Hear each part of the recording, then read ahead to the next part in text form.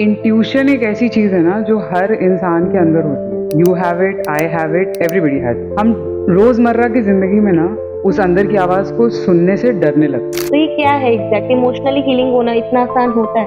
Now when you से emotional healing, मैं तो अभी भी हील हो रही हूँ।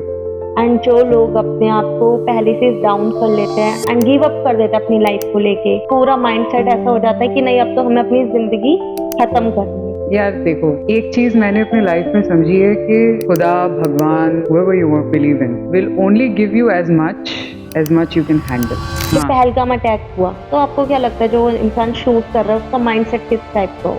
इमोशनल इंटेलिजेंस इंसान को ये सिखाता है कि कोई इंसान अगर कुछ कर रहा है तो वो क्यों कर, और आप एक बार जब ये समझ जाओगे ना कि वो क्यों कर रहा है तो आपका गुस्सा अपने आप ठंडा हो जाएगा। इमोशनल इंटेलिजेंस अगर इंक्लूड हुए हर जगह, almost in office trainings, corporate trainings also, लड़ाई झगड़े कॉन्फ्लिक्ट्स बहुत कम हो जाए। यूजुअली साइकोलॉजी में देखा गया है कि एक रेपिस्ट माइंडसेट क्या होता है, जो औरतों की इज्जत नहीं करता। अगर कोई शरीफ लड़की होती है रात को 9 बजे मतलब नहीं घूमती है, लड़के भी उतने उससे ज़्यादा जिम्मेदार है रेप के लिए, ये लड़के हैं उससे ज़्यादा। वो बड़ा ही वैसे जगह पे हुआ। सो उससे नफरत करके क्या आप अभी, आई एम श्योर कि जो मैं ये बात बोल रही हूँ उससे बहुत सारे फेमिनिस्ट इरिटेट हो जाएंगे। उससे नफरत करके क्या मिलेगा? उसको फांसी पे चढ़ा के भी आपको क्या मिल जाएगा? उसने तो जो करना था वो कर दिया। यूजुअली यही होता है ना कि नहीं, रेपिस्ट का क्राइम ऐसा दिखाओ ताकि वो डरे। दैट्स नॉट द सोल्यूशन ना। The solution would be rather कि उसके ख्याल ही ना आए ये दिमाग में।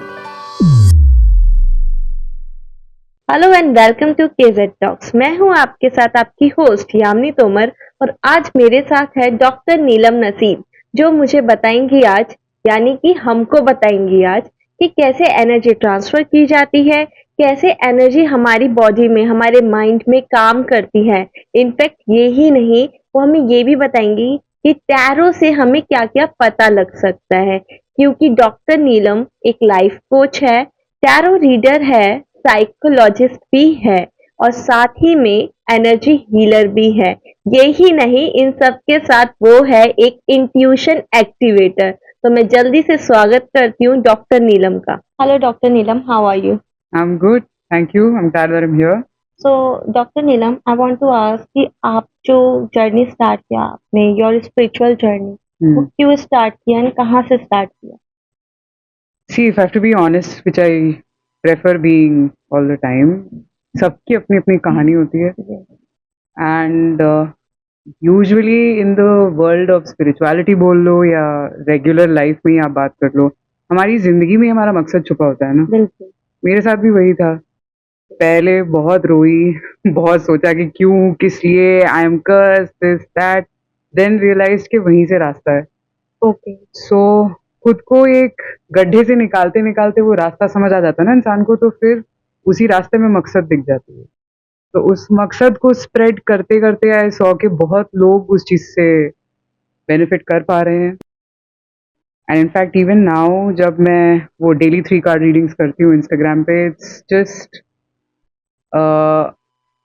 मैं बस यही सोचती हूँ कि अगर मैं उस सिचुएशन में होती तो मैं किस तरह से किसी को बोलती कि उस सिचुएशन से बाहर आए। और टैरो कार्ड्स वो एक जरिया बन जाते हैं, एक मीडियम। मेरी जर्नी की शुरुआत 5 साल पहले ही हुई थी। आई वॉज समवन जिसको जिंदगी में डेफिनेटली कुछ करना था, बट समझ नहीं पा रही थी कि क्या करना था।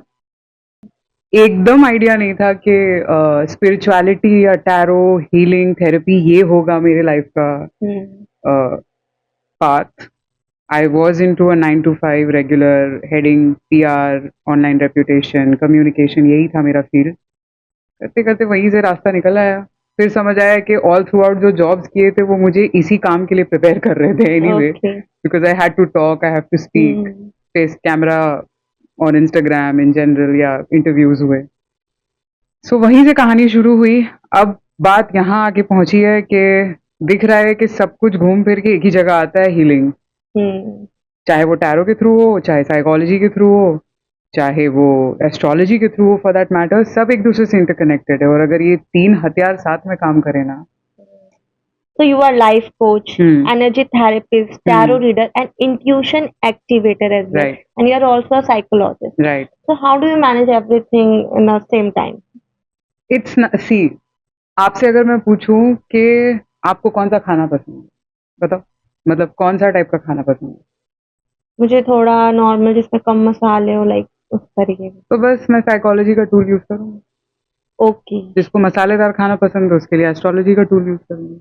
ओके, जिसको बीच में पसंद है टैरो यूज करूंगी। Okay, but ultimately healing is the way. तो वो ओके, जिस किसी भी खाने के टाइप से हो, मेरा काम हो गया। As long as you are happy. Okay, so मतलब everything is linked. Right. See, okay, मैं आपको एक एग्जांपल दे देती हूँ। ओके, एस्ट्रोलॉजी में वीनस का मतलब सेल्फ केयर है, आपको भी पता होगा। या, राइट। या, साइकोलॉजी में सेल्फ केयर से ही आप एक अच्छा पार्टनर अट्रैक्ट कर सकते हो, until unless you don't care of yourself, right. Okay, तो वीनस भी तो आपको यही सिखाता है कि अपना ध्यान रखो। तो यस, ऑटोमेटिकली जब आप ये करोगे तो लाइफ में ऐसे लोग आएंगे जो आपको आपकी तरह रिस्पेक्ट करेंगे। टैरो आपको ये बोलता है कि एम्प्रेस एनर्जी में रहो, जो अपने बारे में सोचती है, अपने आप को एक स्ट्रॉन्ग ओहदे पे रखती है। ऑटोमेटिकली जो पार्टनर या जो भी आएगा आपकी जिंदगी में वो भी आपका वैसे ही रिस्पेक्ट करेगा। लिंक हो गए ना। ओके, द थिंग इज सब लिंक्ड है बट अलग अलग तरीके से। राइट। एंड जो इंट्यूशन होती है, बिकॉज एवरीवन सेज कि मुझे एक इंट्यूशन आ रही है, कुछ लोग ऐसा बताते भी है कि जो उनकी इंट्यूशंस होती है वो बहुत जल्दी सच हो जाती है। तो इसके पीछे क्या है? देखो, इंट्यूशन एक ऐसी चीज है ना जो हर इंसान के अंदर होती है। ठीक है, you have it, I have it, everybody has it. हम रोजमर्रा की जिंदगी में ना उस अंदर की आवाज को सुनने से डरने लगते हैं। ओके, यही है। इंट्यूशन सिर्फ ब्लॉक डर के वजह से होता है। एक ही कारण है, डर के वजह से। कभी कभी ना अपने आप के साथ बैठना कि क्या ये इंसान मेरे लिए सही पार्टनर है, क्या ये बिजनेस मेरे लिए सही है, ये दो क्वेश्चंस के साथ आपको जवाब मिल जाएगा, लेकिन उसको एक्सेप्ट करने में हमारी हालत खराब हो जाती है। अगर ना आया ना, नहीं नहीं नहीं नहीं नहीं ऐसा नहीं हो सकता, let me try one more time. जब ना आ रहा है उसको सुन लो। That's the whole thing, that's what intuition. Okay, और कभी कभी ऐसा भी होता है कि कोई एक सही इंसान आपकी जिंदगी में है और आप उससे बात कर रहे हो, लेकिन आपको आपका फियर बोलता है कि नहीं कुछ तो गलत होगा, सब कुछ इतना सही नहीं हो सकता। ठीक है, वो हुआ फियर। ओके, ये होती है two differences. So I just quickly tell you कि इंट्यूशन में और रेगुलर फियर की आवाज में क्या फर्क होता है। ओके, इंट्यूशन जो है आपको ऐसा जवाब भी दे सकता है जिससे आप कंफर्टेबल ना हो। ओके, ठीक है, जैसे बहुत मन कर रहा है वो पानी पीने का, लेकिन इंट्यूशन बोल सकता है सही नहीं है तुम्हारे लिए, तो अब ये बैटल लड़ो। क्योंकि मन कर रहा है पीने का, इंट्यूशन बोल रहा है मत पियो। यूजुअली लोग उस बैटल को हार के पी लेते हैं पानी, फिर प्रॉब्लम स्टार्ट हो जाती है। राइट। फियर जो है आपको वही जवाब देगा जिससे आप कंफर्ट जोन में रहो। अच्छा, फियर आपको बोलेगा पी लो ना, क्या फर्क पड़ता है, गो ahead do it. Comfort zone में है क्योंकि आपको लड़ना नहीं पड़ रहा अपने आप से इस चीज के लिए कि नहीं पीना है, रिस्ट्रेन नहीं दिखाना है। फियर बोल रहा है कर लो कर लो कर लो। यही most of the time I see this problem with my clients कि सेल्फ लव को लोग फियर से कंफ्यूज कर देते हैं। ओके, सेल्फ लव ये नहीं होता कि आप सारा दिन बैठ के जंक खा रहे हैं। I am loving my self क्योंकि मेरा जो मन में आ रहा है मैं वो कर रही हूँ। ठीक है, सेल्फ लव वो होता है कि आपको पता है इस खाने से मुझे नुकसान होगा तो मैं खाऊं, लेकिन लिमिट में खाऊं। ओके, ठीक है, खा रही हूं लेकिन मुझे पता होना चाहिए कि मैं लाइन कहाँ ड्रॉ करूं। That's self love. Fear based is मुझे कोई फर्क नहीं पड़ता, I don't care, let me just eat whatever I feel like. Okay, ये होती है डिफरेंसेस। ओके। तो जो ये फियर होता है, क्या ये कोई पास्ट ट्रॉमा से आता है या कोई पर्सनल या फिर कुछ भी पास्ट का कोई एक्सपीरियंस होता है उससे आता है? ये फियर ना इंसान अपने एक्सपीरियंसेस को ना ऐसे लिंक कर लेता है अपने दिमाग में कि ऐसा मेरे साथ 3 बार हुआ था तो आगे भी ऐसा ही होगा। ओके, वहां से पैदा होता है फियर। मतलब अपना ब्रेन ट्रेन कर लेता है उसके अकॉर्डिंग। इंसान, all of us, like in fact even you, me also, एक माइंडसेट बन जाता है बिकॉज ऑफ आवर एक्सपीरियंसेस। और जैसे जैसे हमारी उम्र बढ़ती है वैसे वैसे वो एक्सपीरियंसेस हमारे लिए एक व्हाट शुड आई से, एक परसेप्शन बन जाता है। ओके, एक्सपीरियंस से बढ़ के वो परसेप्शन ही बन जाता है। हम पहले से ही सोच लेते हैं। हमें पता है कि अच्छा मैंने 3 बार 4 बार किया था ना, यही रिजल्ट हुआ था तो यही होगा। नहीं, इट कैन चेंज। ओके, और यूजुअली आप देखना जिसको कार्मिक साइकिल बोलते हैं, यस, ठीक है, वो रिपीट तभी होता है ना जब आप कुछ चीज समझ नहीं हो। और उस चीज को समझते समझते ना बैंड बज जाती है बॉस। मेरे साथ भी हुआ है कि अच्छा, क्यों रिपीट हो रहा है, क्यों रिपीट हो रहा है, बिकॉज हम सेम चीज बार बार किए जा रहे हैं।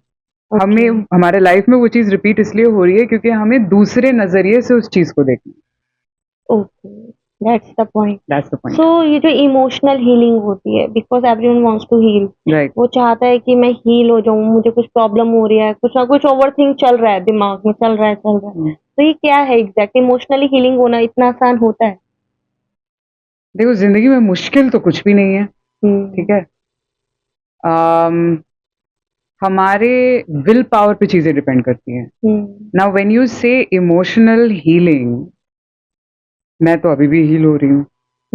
Although I know that lot of people who consider के आई cannot give them an advice, and I'm grateful and thankful to God that I have been considered that way. But ये जो journey है ना, इंसान जब तक जी रहा है तब तक हील होता रहे। तो लेट्स जस्ट सरेंडर के रास्ते में चलते चलते जो भी रुकावटें आती है ना हमारी, वो रुकावट हमें हील करने के लिए ही होती है। मैं अभी एक इतना बड़ा प्रॉब्लम सॉल्व करके आ रही हूँ। It's related to my business, can't be very candid about it, but I just give a heads up. जैसे जैसे आपकी काम का स्केल बढ़ता है, ग्रोथ तो आ रहा है, साथ साथ कुछ सेटबैक्स भी आते हैं जो आपको फेस करना पड़ता है। तो वो सेटबैक्स को फेस करते करते ना आपके अंदर एक ताकत आती है। जो जिस हीलिंग की आप बात कर रहे हो, इमोशनल, मेंटल, सब कुछ एक ही चीज है।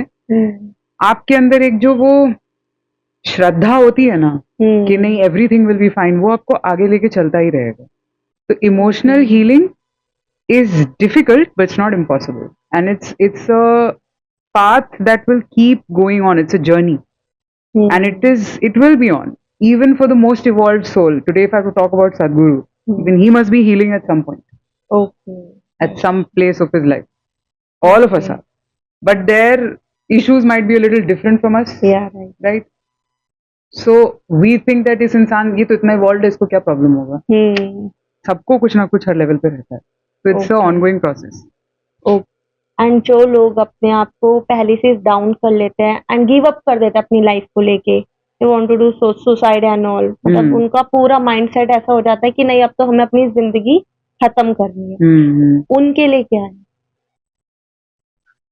यार देखो, एक चीज मैंने अपनी लाइफ में समझी है कि खुदा, भगवान, whoever you believe in will only give you as much you can handle. इस वक्त पे जितनी आपकी क्षमता है हैंडल करने की, आपको उतने ही प्रॉब्लम्स मिलेंगे।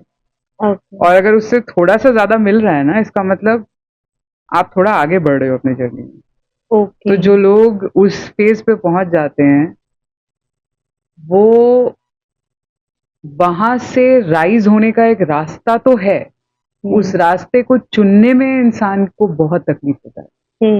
Again, fear will push you to commit suicide, faith will push you कि नहीं, आगे देखते हैं कुछ तो होगा। यही है, फेथ और फियर के बीच की लड़ाई होती है ज्यादातर। तो in the case of psychology, उस केस में क्या होता है, लोग अपने दिमाग से लड़ रहे होते हैं। हर बंदे के दिमाग में अलग लेवल की एक स्ट्रेटेजी है और वो उस चीज से लड़ रहा है। तो उसके केस में आपके पास किस टाइप के लोग आते हैं? Very good question. देखो, मेरे पास जब कोई आता है फॉर अ सेशन, मैं पहले उसको समझने की कोशिश करती हूँ कि वो इंसान कहाँ से ऑपरेट कर रहा है। इज ही और she operating from the place of logic, complete logic, या उसके लिए स्पिरिचुअलिटी सब कुछ है, या वो एस्ट्रोलॉजी में बिलीव करता है। अब बेसिस दैट आंसर, जब मुझे समझ आ गया अच्छा ये इंसान कंप्लीटली लॉजिक से ऑपरेट करता है, then I use psychology as a tool. ठीक है। अगर इस इंसान को एस्ट्रोलॉजिकल, यूजुअली जिन लोगों को एस्ट्रोलॉजिकल आंसर्स चाहिए होते हैं, वो सिक्योरिटी ढूंढ रहे होते हैं। ठीक है। और जिन लोगों को टैरो से आंसर चाहिए होता है ना, उनको इमीडिएटली आंसर चाहिए होता है कि अभी क्या होने वाला है, 3 दिन में क्या हो सकता है, do you think I should do this और नॉट। साइकोलॉजी वाला जो आंसर होता है ना, वो यूजुअली इंसान समझना चाह रहा है, यहां से ऑपरेट कर रहा है, सोल लेवल से नहीं कर रहा ज्यादा, इधर से उसको एंड यूजुअली एथिस्ट जब कोई इंसान बनता है जो किसी भी फॉर्म ऑफ पावर में बिलीव नहीं करता, वो यहाँ से ऑपरेट करते करते लोग बनते हैं कि मुझे समझना है कि एग्जिस्टेंस ऑफ गॉड है कि नहीं है। मेरे दिमाग को ये चीज सेंस नहीं बन रहा। तो साइकोलॉजिकली मुझे कभी अगर किसी को समझाना पड़े, जैसे कार्मिक साइकिल के बारे में मैंने जो बात की, कार्मिक साइकिल इज नथिंग बट, मैं तीनों भाषा में समझा देती हूँ। साइकोलॉजी में you are repeating what you are not repairing. ठीक है। एस्ट्रोलॉजी में आपके कुछ डेट्स क्रिएट हो गए हैं एक कर्मा के वजह से, एक तरीके का सिमिलर कर्मा जो आपको क्लियर करना है। ओके। टैरो में आपको ये समझना है कि आप उस फियर से तो अपने मतलब तोड़ के अपने आप को बाहर कैसे निकाल सकते हो, क्योंकि जब हम एक चीज को बार बार करते रहते हैं जो हमारे लिए सही नहीं है, it puts us in a cycle of fear. Okay. क्योंकि उस हैबिट को हम छोड़ नहीं पा रहे ना, same is with smoking drinking.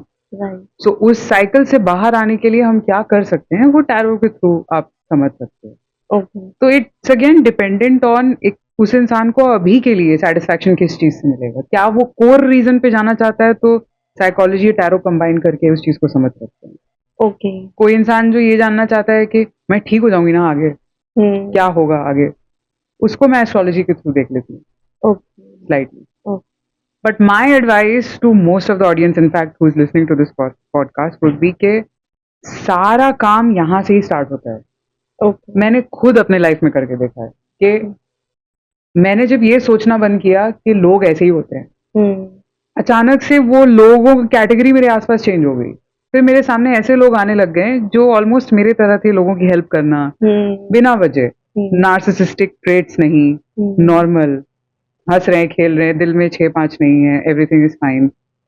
तो इनर वर्क का जो काम है ना, टैरो और साइकोलॉजी बहुत कंसिडर करने लगा। In fact these days I am seeing lot of astrologers also pushing for self growth, कि अपनी सोच को बदलने की कोशिश करो, इतना ज्यादा डिपेंडेंट मत हो जाओ चीजों पे। That's what it is. तो यू हैव टू, मैं पहले कोशिश करती हूँ इंसान को समझने की, where is that person operating. Okay, that's the main point. Right. जो पहलगाम अटैक हुआ, उस केस में उन लोगों के साथ अचानक से कोई भी आके शूट कर जा रहा है, तो आपको क्या लगता है जो इंसान शूट कर रहा है उसका माइंडसेट किस टाइप का होगा? ये तो बहुत अच्छा सवाल है। सी द थिंग इज, मैं अभी खुद I am working with certain regulatory bodies जिनके through we include this subject called emotional intelligence in studies and curriculum of schools and colleges. अभी मतलब कॉलेजेस के लिए ऑब्वियसली टीनेज के ऊपर टारगेट हो गया, और अगर हम नीचे से स्टार्ट करेंगे so it will be very good कि 7-8 से ही अगर स्टार्ट हो जाए। अब मैं क्विकली आपको बताऊंगी इमोशनल इंटेलिजेंस क्या है और वो इम्पोर्टेंट क्यों है। इमोशनल इंटेलिजेंस इंसान को ये सिखाता है कि कोई इंसान अगर कुछ कर रहा है तो वो क्यों कर रहा है। ओके। और आप एक बार जब ये समझ जाओगे ना कि वो क्यों कर रहा है, तो आपका गुस्सा अपने आप ठंडा हो जाएगा। ओके। फर्ज करो आपके साथ ही अगर किसी ने बहुत गलत किया, ठीक है, मैं मान रही हूँ कि उसने सही नहीं किया, आई टोटली एक्नॉलेज दैट, लेकिन जब आप इस चीज में, यूजुअली यही होता है कि सामने वाला अगर आपको दुख दे रहा है या तकलीफ पहुंचा रहा है, उसको खुद ही रियलाइज नहीं होता कि वो ये कर रहा है या कर रही है। आप उससे पूछोगे तो उसका आंसर होगा, है मैंने कब किया ये। अच्छा। It's like that. कोई बहुत कम लोग हैं जो जानबूझ के आपको तकलीफ देंगे।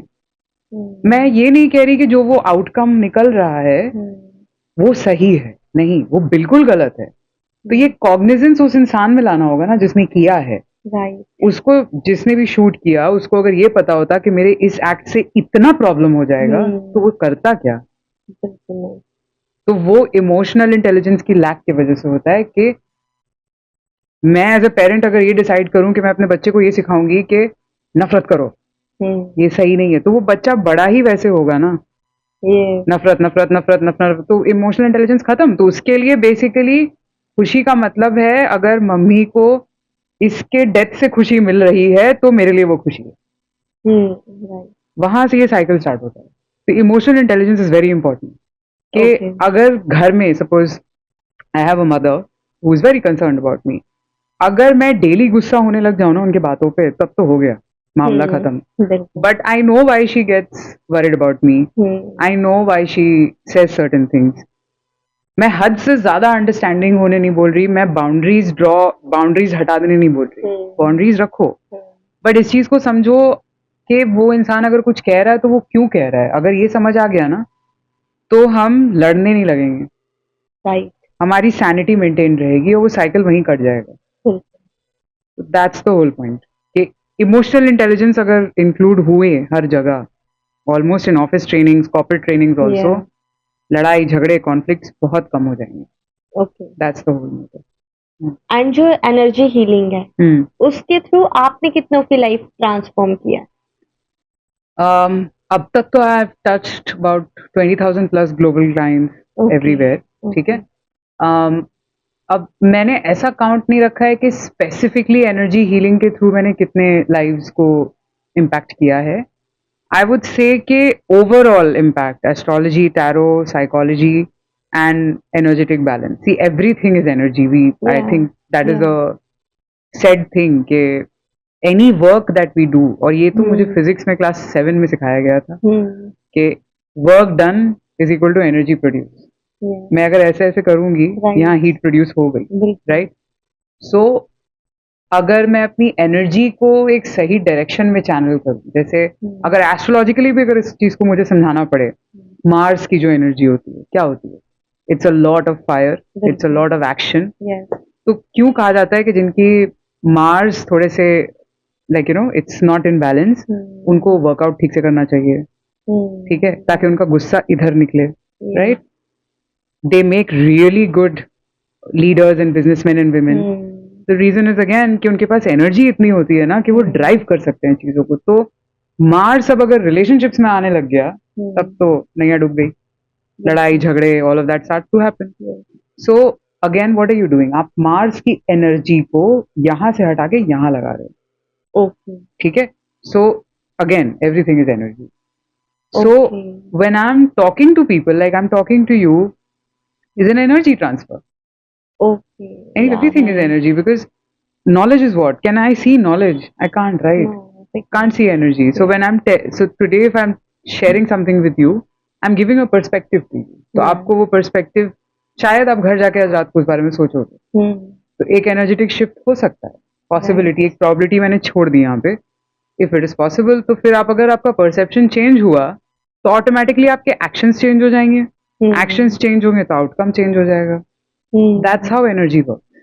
मतलब हम एक बुरी एनर्जी को एक अच्छी एनर्जी में ट्रांसफर कर सकते हैं. एब्सोल्युटली. Okay, that's okay. मतलब अब जैसे कि बहुत लोगों का आपने सुना होगा कि इसका तो हर इंसान के साथ लड़ाई होता है. हमारे फ्रेंड सर्कल में बहुत लोग होते हैं ना कि जिनका सबसे लड़ाई होना ही है, ठीक है.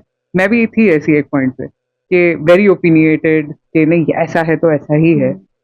फिर मुझे समझ आया कि मे बी ये ओपिनियन इधर के लिए, it's not meant for here. यहाँ अगर बोलूंगी तो शायद कॉन्फ्लिक्ट्स हो सकते हैं, क्योंकि बहुत लेवल पे लोग अपने आप को समझने के लिए तैयार नहीं होते. नॉट दैट कि मैं गलत बोल रही थी, इट्स जस्ट दैट कि वो सच इतना जोर का निकलता है, it just becomes too much to deal with.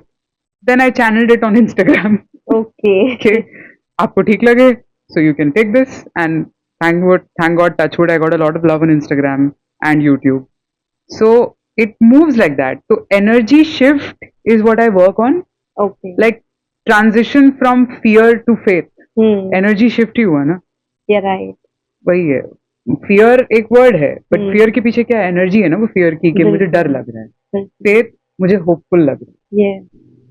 वो है. तो जो मर्डर्स होते हैं ये एक्सेसिव एनर्जी की वजह से ही होते होंगे. एब्सोल्युटली. पर आप किसी मर्डरर को उठा के पूछो, वो बोलेगा कि मुझे तो यही आता है. हाँ, बिल्कुल. और ये मैंने बहुत केस स्टडी करके समझा है कि आप रेपिस्ट, मर्डरर्स, ग्रेव क्राइम्स को उठा करके देखो, आप उन लोग से पूछो, उनको लगेगा ही नहीं कि उन्होंने इतना हीनियस क्राइम किया है. उनके लिए कुछ नहीं है. उनके लिए कुछ नहीं है. We coming back to the same point कि उनको इमोशनल इंटेलिजेंस ही नहीं है ना उनके अंदर कि मैं जो ये कर रहा हूँ इसका क्या इम्पैक्ट पड़ेगा एक इंसान पे. मुझे इस चीज का कॉग्निजेंस या समझ ही नहीं है. तो उस समझ को लाने के लिए ही इमोशनल इंटेलिजेंस का आना दुनिया में बहुत जरूरी है. बिकॉज इसी तरीके से माइंडसेट उनका डेवलप होता रहता है. राइट. ओके. सो वही मतलब ये साइकिल है ना एक. अब जैसे कि अब यूजुअली साइकोलॉजी में देखा गया है कि एक रेपिस्ट माइंडसेट क्या होता है, जो औरतों की इज्जत नहीं करता, राइट. वो बड़ा ही वैसे जगह पे हुआ है, उसके लिए बहुत नॉर्मल है. बिल्कुल. सो उससे नफरत करके क्या आप अभी, आई एम श्योर कि जो मैं ये बात बोल रही हूँ उससे बहुत सारे फेमिनिस्ट इरिटेट हो जाएंगे. उससे नफरत करके क्या मिलेगा आपको? उसको फांसी पे चढ़ा के भी आपको क्या मिल जाएगा? उसने तो जो करना था वो कर दिया. सबक सिखाना है. यूजुअली यही होता है ना कि नहीं, रेपिस्ट का क्राइम ऐसा दिखाओ ताकि वो डरे. That's not the solution, ना. The solution would be rather कि उसके ख्याल ही ना आए ये दिमाग में. माइंडसेट बदलने पे काम करना चाहिए. सबक सिखाओ. I'm not denying कि they should be punished to hell and back, obviously, because that crime is heinous. उसका कोई, I mean, I don't think there is worst thing that you can do to a woman, right? Yeah, right. So लेकिन उस punishment से हम solution नहीं निकाल पा रहे हैं. हाँ, क्योंकि अभी तो हमने उसको फांसी दे दी, क्या पता 2 दिन बाद कोई और रेपिस्ट आ उसको जाए। फांसी दिया तो उसका जो अगर कोई बच्चा रहेगा उसको तो वो वो क्राइम नहीं दिखेगा, उसको बिल्कुल। दिखेगा मेरे पापा को फांसी पे चढ़ा दी. यस। तब वो क्या करेगा? क्यों चढ़ाया? एक औरत की वजह से. अगर इमोशनल इंटेलिजेंस नहीं है तो वो ये नहीं देखेगा कि मेरे पापा की गलती थी, बिल्कुल। वो ये देखेगा कि मेरे पापा को फांसी पे चढ़ा दिया एक औरत की वजह से, औरत बुरी है. ये दैट्स इट. मतलब रूट से हमें खत्म करना चाहिए बेसिकली। राइट. ओके। एंड जो टैरो रीडिंग है, टैरो रीडिंग दिखने में बहुत इंटरेस्टिंग लगता है और बहुत जल्दी सॉल्यूशन मिलता है इसका। एब्सोल्युटली. ये कैसे होता है, एग्जैक्ट क्या है ये? देखो, टैरो ना 78 कार्ड्स हैं जिसमें ह्यूमन इमोशंस डिपिक्ट किए गए हैं हर एक कार्ड में. This is how, and every tarot reader in this world has their own way and own charm of doing tarot. This is my way of doing tarot. हर एक card में एक emotion है, हर एक कार्ड में एक thought है. ठीक है. हम जब कार्ड्स रीड करते हैं किसी का, जैसे कि if I am trying to understand what you are going through, तो मैं उन कार्ड्स के थ्रू समझ पाऊंगी कि जैसे अगर एक 7 ऑफ वॉन्ड्स आता है तो समझ आ रहा है कि तुम बहुत सिचुएशंस को फाइट करके आगे बढ़ती जा रही हो, कोशिश कर रही हो. ठीक है. ये क्या है? ये इमोशन ही, एनर्जी ही है ना. कि I am in the energy of resilience, of not giving up. मैं, मेरे पास जो भी है मैं उससे लड़ूंगी, बट आई विल. तो टैरो यही बताता है एक इंसान के बारे में. और ये जिसके हाथ में होता है, that person has to be a little calm, evolve, connected to their intuition. तो उसका वो एक जो प्रोसेस है वो मैंने अपने एक ट्रेनिंग मॉड्यूल में डिजाइन किया है. It's called MBT series. उस मॉड्यूल में मैं जो लोगों को ट्रेन कर रही हूँ उनको ये सब सिखाया जाता है. How to be calm, how to be patient. It's not just about कि अच्छा ये सब वॉन्ट्स का मतलब ये है, एम्प्रेस का मतलब ये है, एम्परर का मतलब ये, तो कोई भी सिखा देगा. लेकिन उसको ठीक से पढ़ना, इंसान को समझना, ये बहुत इंपॉर्टेंट है हर रीडर के लिए. मतलब एक कनेक्टिविटी. राइट. कनेक्टेड रहना जो आपके पास एक गाइडेंस के लिए आया है, राइट, वो भी जरूरी है. ओके. कोई ऐसा पर्सन, कोई ऐसा क्लाइंट आपकी लाइफ में आया हो जिसका पास्ट लाइफ ट्रॉमा है, चाइल्डहुड ट्रॉमा है, एंड आपने उसको एनर्जी हील करके हील किया है? Yes. Childhood trauma definitely. past life, yes, people carry phobias which are from past life, and I believe in it. Okay. I too have had it. But again, अगर कोई मेरे पास आता है जिसको सिर्फ साइकोलॉजी समझ आती है, उसको मैं पास्ट लाइफ बोलूंगी, वो भाग जाएगा. ठीक है. सो यूजुअली फोबियाज और किसी चीज का एकदम इमेंस डर, वो आपके प्रीवियस लाइफ टाइम से चला आता है. ठीक है. तो वो उसका असर आपको हर लाइफ टाइम में थोड़ा थोड़ा दिखेगा ही. तो जो इंसान एकदम लॉजिक से चल रहा है उसका मैं इस लाइफ टाइम का प्रॉब्लम सॉल्व करूंगी. क्योंकि मैं अभी उसको अगर ज्ञान दूंगी कि पिछले चीजों को भी हटाओ, I don't think the person will reciprocate. तो उस अप्रोच को मैं अपनाती भी नहीं हूँ. So somebody who I have helped and healed, I think there is one, I mean I can not take names of people, but there is one lady who came to me, immense trauma from her father. Okay. And she didn't even realize it, follow करती जा रही थी, but there was a lot of childhood abuse associated with her life, which she didn't have an idea, because उनके हिसाब से होता ना, बच्चों के साथ जब ये होता है तो उनको समझाया जाता है कि ये प्यार है. राइट. तो she started to believe कि this is love. जो मेरे साथ हो रहा था वो लव था. So again, breaking that, explaining that, वो पूरा, and it was a series of I think 3-4 months that I took with her. Okay, so उसके बाद उनका माइंडसेट बदला और वो ठीक हो गए. Right. माइंडसेट बदला, फिर थोड़ा शांत हुई, फिर कुछ और सेशंस हुए. मतलब इट्स अ प्रोसेस. पहले पुराना कचरा क्लीन किया, राइट. पहले उसके बाद बैग खाली हुआ, फिर नई चीजों के लिए जगह बनी, फिर नई चीजें आने लगी. That's how universe also works. तो जैसे ये तो बहुत सालों का होता होगा ना, 20 साल 25 साल का. तो ये क्या 3-4 महीने में इजीली इतना जल्दी हो सकता है? 20 साल का ट्रॉमा डिपेंड्स. होने को तो कुछ भी हो सकता है. अगर आपका वक्त है और आप बहुत डिटर्मिन्ड हो तो हो सकता है. बट हो ये जाता है ना कि ऐसा कोई अगर ट्रॉमा हो चाइल्डहुड का, वो यूजुअली फिर इंसान का एक नेचर ही बन जाता है. नेचर को तोड़ना, उसको मोल्ड करना बहुत डिफिकल्ट है. In fact, so I'll give you my example. I used to be very short-tempered. Okay. Okay, and that was because of a certain childhood baggage that I was carrying. Now, I think I have fought the battle of handling it 70%. Okay. That's because मैं root cause पे जाके I tried to figure it out कि मैं क्यों ऐसा कर रही थी. एंड देन सबसे बड़ी चीज़ जो मैंने अपने आप को समझाई कि गुस्सा मेरी मजबूरी है, मेरी ताकत नहीं. बिल्कुल. ये लाइन से आई थिंक जिस दिन मैंने ये लाइन फॉलो करना स्टार्ट किया और अपने आप को बोलना स्टार्ट किया, तब से लाइफ शिफ्टेड. ऐसा भी बोलते हैं कि गुस्से में हम अपना ही नुकसान करते हैं. ट्रू. गुस्सा कभी किसी का फायदा करवा ही नहीं सकता. मैंने किसी को नहीं सुना आज तक कि मेरे गुस्से से काम हो गया. इंसान का काम रेजिलियंस से होता है, विच इज डिटर्मिनेशन, और उसकी श्रद्धा से होता है. बिल्कुल. कोई भी काम अगर आपको करवाना है, गुस्से से काम नहीं होता. गुस्सा सिर्फ एक ऐसा चीज होता है. आपको मैं गुस्से का एक लॉजिक बताती हूँ. गुस्सा यूजुअली वो इंसान करता है ना जो अपने आप को प्रोटेक्ट कर रहा है बहुत बुरे तरीके से. ओके. मतलब वो चीजों से भाग रहा है.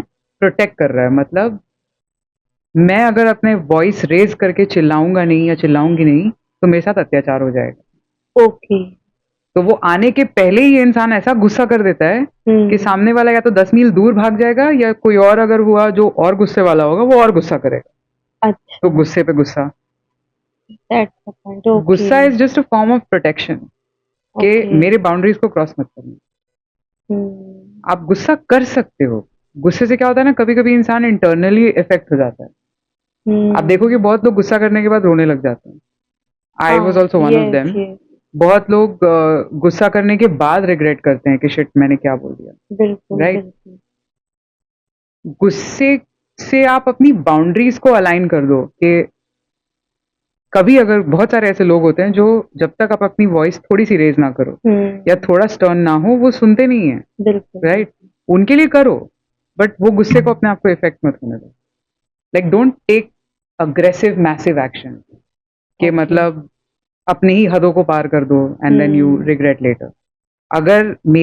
अगर आपकी कोई बात मुझे पसंद नहीं आ रही, I can be very subtle and say कि मुझे इस कॉन्वर्सेशन में एंगेज ही नहीं करना. Okay. You can do what ever. ये होता है स्ट्रॉन्ग बाउंड्री ओके. जो सिंपली सेट कर सकते हैं बिना गुस्से के. ये आर्ट है एक जो यूजुअली थोड़ा वक्त लगता है सीखने में हमारे लाइफ में. Okay. And what is the dark reality of black magic? See, if I have to break it down, and because I want people to understand that yes, it exists, okay, मैं इसको break down करके समझाने का कोशिश करती हूँ. Black और white दो कलर्स होते हैं, राइट. आप ही बताओ ब्लैक कलर को आप किस चीज से एसोसिएट करते हैं? Black is I will associate with negativity. Right. और डार्कनेस. और वाइट को प्योरिटी. राइट. ये क्यों है mindset?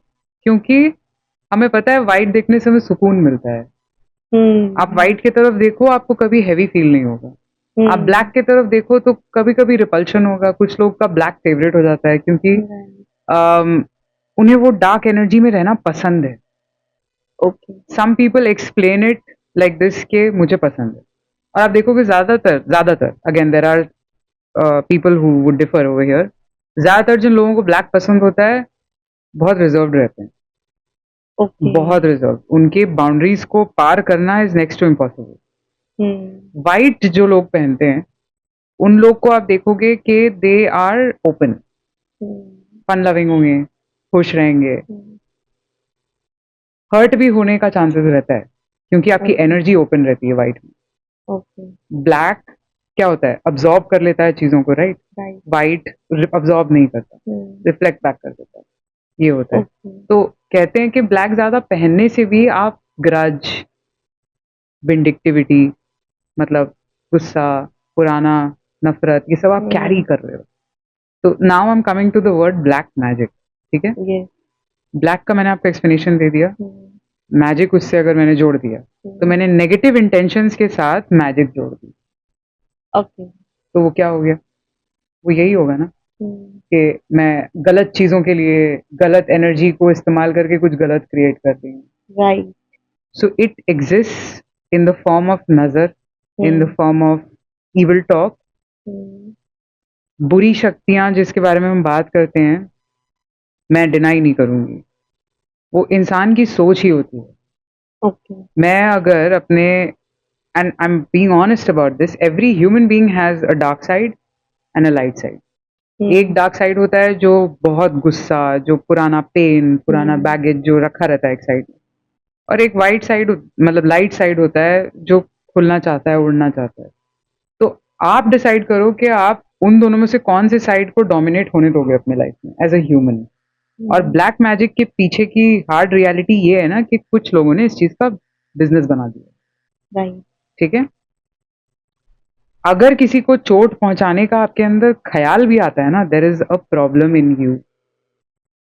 Okay. This is something everybody needs to understand. चाहे किसी ने आपको कितना भी हर्ट कर दिया हो ना, कभी कभी इंसान गुस्से में बोल देता है कि जा तेरे साथ ये हो जाएगा, go this will happen to you. ठीक है, बट अगर ऐसा थॉट आने लग जाए कि मैं कुछ नेगेटिव कर दूं जिससे उसको इतना नुकसान हो जाए, you need help, because that's not the solution. Again going back to emotional intelligence, तो ब्लैक मैजिक के पीछे की हार्ड रियलिटी कुछ भी नहीं है, बस इविल इंटेंशंस को एक साथ कंबाइन करके आप कास्ट कर देते हो बहुत स्ट्रांगली। ओके। जब किसी की आंसू या किसी का रोना बहुत स्ट्रांग होता है ना, जो गुस्से के साथ मिक्स हो जाए, तो आपको वो सेटअप की जरूरत नहीं है कि कैंडल जलाओ, पुतला लेके आओ एंड ऑल दैट। वो आप एक जगह बैठ के भी बहुत जोर से बोल सकते हो, and it can just happen. Okay. That's the power of your mind. Okay. So it's a business, I would just say. Black magic का जो लोग कहते हैं ना कि I can do a good spell on someone, और I can do this, I can do that, it's again if you are seeking that, you need help. ये cognizance चाहिए, और सीख कर रहे हो तो ये इंडस्ट्री है ब्लैक मैजिक की। Okay. And I would say कि मैं, I don't vote for it at all. I can be very candid about it, I don't resonate with it. ना ही मैं वाइट मैजिक में इंटरेस्टेड हूँ, ना ही ब्लैक मैजिक में। Simple living is what we should follow, and like I said, ये जादू छोटे छोटे चीजों में है ही एनीवे, बस हम Right. देखना भूल गए, हमारा फोकस थोड़ा बड़ी बड़ी चीजों पे ज्यादा चला गया। जिसको हम मैनिफेस्टेशन कहते हैं कि राइट, छोटी छोटी चीजों में। हाँ, मैनिफेस्टेशन भी होता ही रहता है। जैसे कि आज मैं यहाँ बैठी हूँ आपके साथ डूइंग दिस इंटरव्यू, मैंने नहीं सोचा था कि ये होगा, छोटे छोटे स्टेप्स के थ्रू हो रहा है। Right. आज से मैं अगर एक महीने पहले जाऊँ, I was in Dubai for a public speaking event, वो भी कभी नहीं सोचा था कि वो होगा ना। Those are steps of manifestation only somehow, which I was not very attached to those manifestations. मैंने बस सोचा था कि अच्छा ऐसा होता तो अच्छा है, we'll see। उसी तरह से बहुत कुछ सोचती हूँ मैं कि अच्छा अगर ऐसा भी हो तो अच्छी बात है। Okay. So सोच is what it is। Okay. बाकी जो लोगों ने कर रखा है that's business। अभी हमने ब्लैक और व्हाइट कलर की जो बात की थी, क्या ये बॉडी कलर पे भी सेम इम्प्लीमेंट होता है?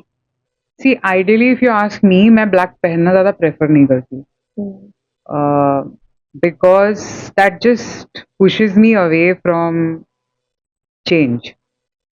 इम्पैक्ट करता है। ब्लैक का मतलब मैंने अभी आपको बताया, ब्लैक सब कुछ अब्जॉर्ब करके रख लेता है। अगर आप अब्जॉर्ब करके रख लोगे तो आपके पास और कुछ लेने की क्षमता होगी नहीं होगी ना। And life is about change and growth.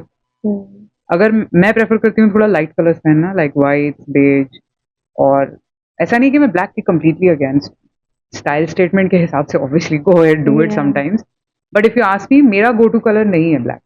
मेरा go to colour is white, I like red, I like shades of pink. The reason is it keeps me very feminine also. Okay. ठीक है, and black as in itself as a color, वो मुझे लगता है ना कि वो it absorbs and it just stays like that, कि मैं इन opinions से हटने वाली नहीं हूँ। stubbornness है। लेकिन लाइफ में कब क्या हो जाए, you should be like literally like amoeba। amoeba एक बैक्टीरिया, हमने स्कूल में पढ़ा था, वो अपना शेप और फॉर्म अपने जगह के हिसाब से चेंज कर लेता है। Right, I believe in that principal.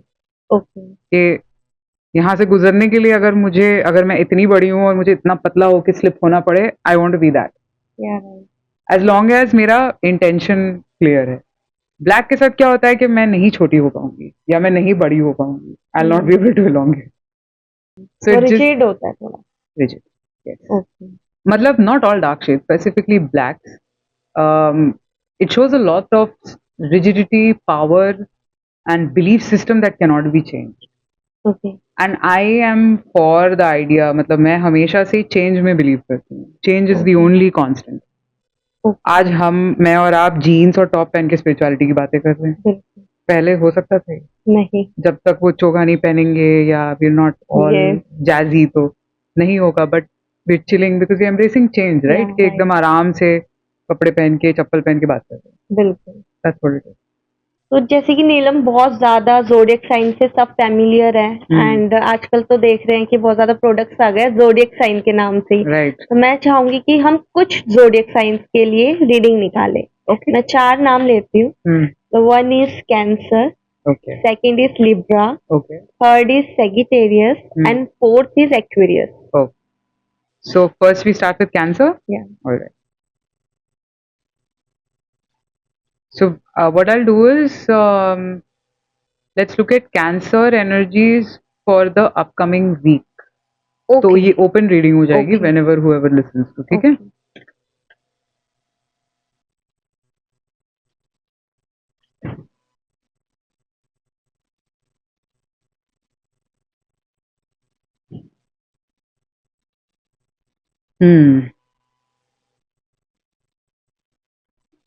So for Cancerians, किसी चीज का जो वो इंतजार कर रहे थे बहुत, वो इंतजार खत्म हो जाएगा बट बहुत अच्छे से खत्म नहीं होगा. Okay. इट सीम्स लाइक थोड़ा दिल टूटना टाइप के, but it's more to do with सच्चाई से रूबरू होना. Okay. तो ये विद इन दिस वीक कुछ ऐसा होगा जिससे एकदम से किसी का सच्चाई इनके सामने आएगा, Okay. Which will make them feel कि मैंने स्टुपिडिटी की. Okay. बट इसमें सिल्वर लाइनिंग ये है कि इससे इनका पाथ क्लियर हो जाएगा और ये अब चल पाएंगे the Okay. Direction where they are meant to. ये एक ब्लॉकेज थी, जैसे होता नहीं है कि आई एम होपफुल, मैं देखना चाहती हूँ, तो वो होप थोड़ा सा टॉक्सिक पॉजिटिविटी की तरफ चला गया था. तो वो शेकअप जरूरी था, वो शेकअप हो रहा है. And then after that I see के कुछ नया आएगा इनके पास, Okay. Which will help them. मतलब जैसे होता है ना कि कोई अगर खड़ा है, नहीं मैं रो रही हूँ इस चीज को देख के, पीछे से कोई खींचेगा इधर आओ, Okay. कुछ और है, move. That's the energy for Cancerian. And for Libra? Will see.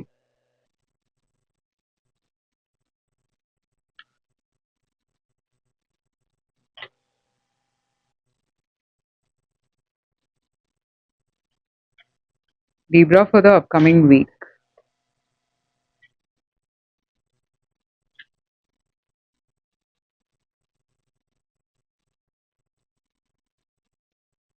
अरे बाप रे.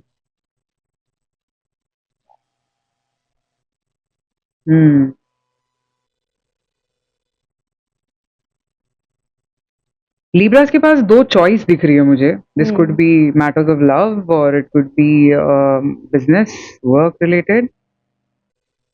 एक इनका एकदम प्रॉपर मैच है किसी के साथ, जिसके साथ ये आगे बढ़ने की सोच सकते हैं, लेकिन अगर सोचेंगे तो थोड़ा सा अपने डिमीनर को एडजस्टेबल बनाना पड़ेगा. Okay. मतलब it can not be always के what I am thinking is true. थोड़ा सा सामने वाले के ओपिनियन को कंसिडर करके आगे बढ़ना पड़ेगा. और एक और चीज है कि मटेरियल वेल्थ के अपॉर्चुनिटीज खुलेंगे. Okay. एंड ये चॉइस से आगे की लाइफ काफी इंपॉर्टेंट चॉइस लग रहा है. चॉइस से लाइफ आगे डिटरमाइन होगी कि what is going to happen और what kind of life they will lead. क्योंकि दो जो चॉइसेस हैं यहाँ पे, वो दोनों एक दूसरे से काफी अलग हैं. तो अगर इसको चूज किया तो लाइफ अलग डायरेक्शन में जाएगी, इसको चूज किया तो लाइफ अलग डायरेक्शन में जाएगी. Okay. मतलब हम देख तो रहे हैं फॉर अ वीक, बट लग नहीं रहा है ये वीक वाली energy. It seems pretty big. And वहां से जिंदगी डिसाइडेड है. थोड़ा सा गार्ड्स डाउन करना है रहते Okay. लिब्रंस को. या 3rd one is Sagittarius.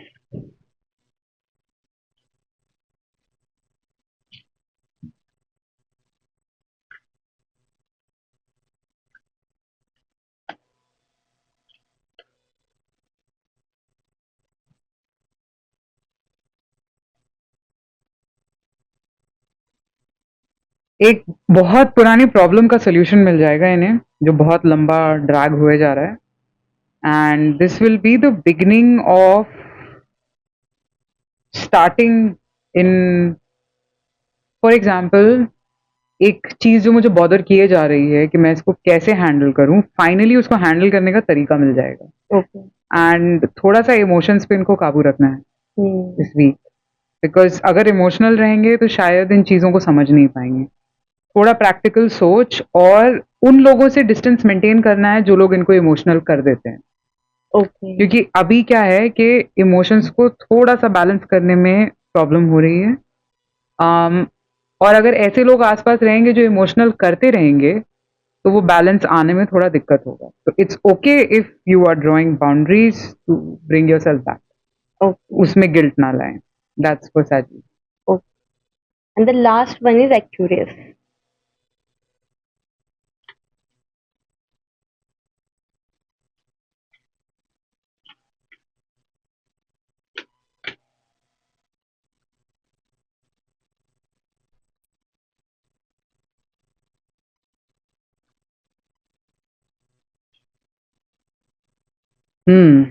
कोई बहुत बड़ा रिस्क लेने का गाइडेंस तो आ रहा है कि basically Aquarians should just break free and take this risk in life, but बहुत सोच विचार चल रहा है.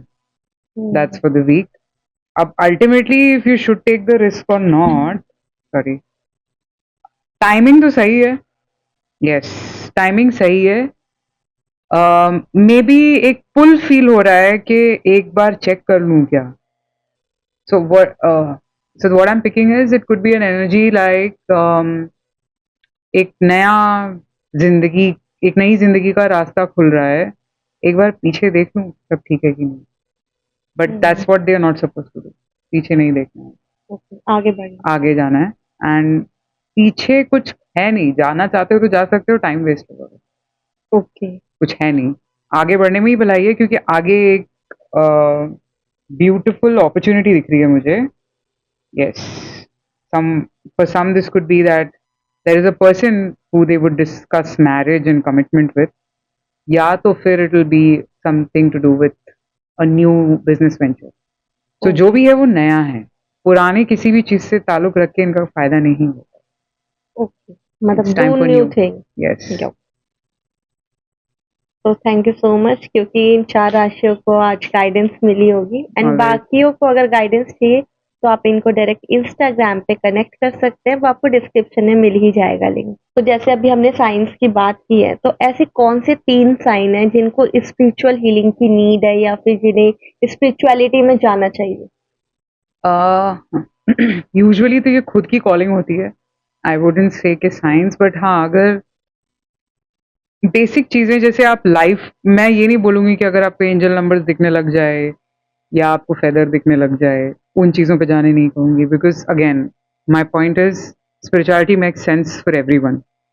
सो साइंस आई वुड से अगर आप बहुत रिफ्लेक्ट कर रहे हो अपने लाइफ के ऊपर कि क्या मैं सही रास्ते पे हूँ, क्या मेरा पर्पस क्लियर है, क्या मुझे पर्पस की जरूरत पड़ रही है, या when you just start feeling कि मैं ऐसा हूं नहीं या ऐसी हूं नहीं, बट पता नहीं मेरे अंदर एक चेंज आ रहा है, that's when spirituality is dawning.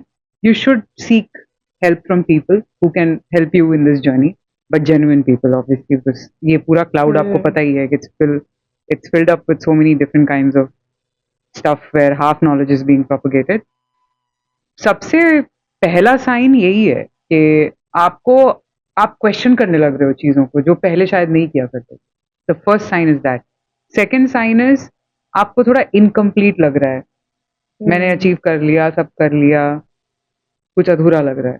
Spirituality is dawning in your life. And the third is, जब ये 2 होने लग जाए ना, तो तीसरे में फिर ये होता है कि छोटी छोटी चीजें आपसे कम्युनिकेट करने लगे. कोई अनजान इंसान आपको कुछ बोल के चला जाएगा, जो जैसे कि कि तुम्हारे साथ कुछ अच्छा होने वाला है.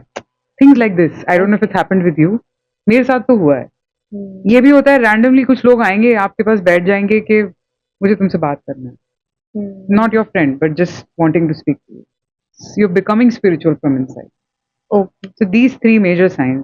Other than that, people who believe in seeing angel numbers, जो बहुत common है आजकल.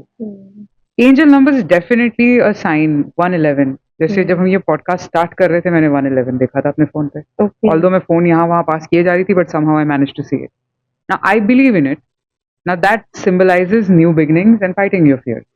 ठीक ओके है? Angel numbers 222, 111. 111 is a symbol of rise and shine, new beginning, accept it. 222 is again, you have support, you're protected. Even 444 is about you're protected from 4 different directions. Okay so ये science तो definitely हैं ना। मैंने जो पहले के 3 बताए वो उन लोगों के लिए बताए जो बहुत नए हैं इस फील्ड, जिनको Okay. आइडिया नहीं है। जिन्हें समझ में आया। एग्जैक्टली और एंजल नंबर्स की जो बात है ना वो उन लोगों के लिए है जिन लोगों को थोड़ा नॉलेज है स्पिरिचुअलिटी के बारे में। मतलब आइडिया है। हाँ, तो वहां से you can connect the dots. Like मेरा एंजल नंबर्स दिखने का सिलसिला 5 साल पहले से, इनफैक्ट आई रिमेम्बर मुझे 777 दिखना स्टार्ट हुआ था जब मैंने अपना ये बिजनेस स्टार्ट किया। When I started becoming, like embracing the path of tarot and doing counseling for people, that was a calling. क्योंकि उसके बाद ही I resigned from my job and completely got into this. So what is 777? 777, 7 is a number of Ketu, okay, Okay. and that completely shows trusting the divine and surrendering. क्योंकि केतु का sir नहीं होता ना, Yeah. you're just trusting. And Don't think. don't like- think too much. Yeah, okay. You are protected by the spiritual realms. Hmm. Just do what your instincts are guiding you. And उस moment पे मुझे याद है my instincts were just telling me कि quit करना। Okay. Okay. और पर मैं डर रही थी ये सोच के कहीं मैं immature हो रही हूँ। फिर मुझे लगा नहीं, कैसे immature हो रही हूँ। उस टाइम तक my YouTube was already running.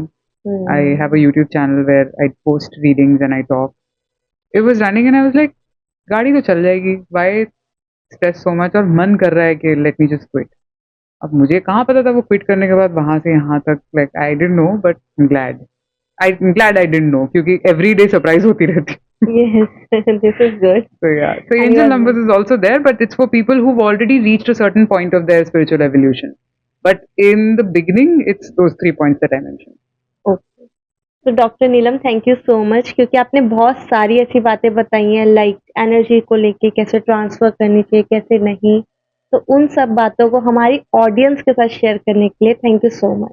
Always glad, and I'm glad to be a part of this podcast.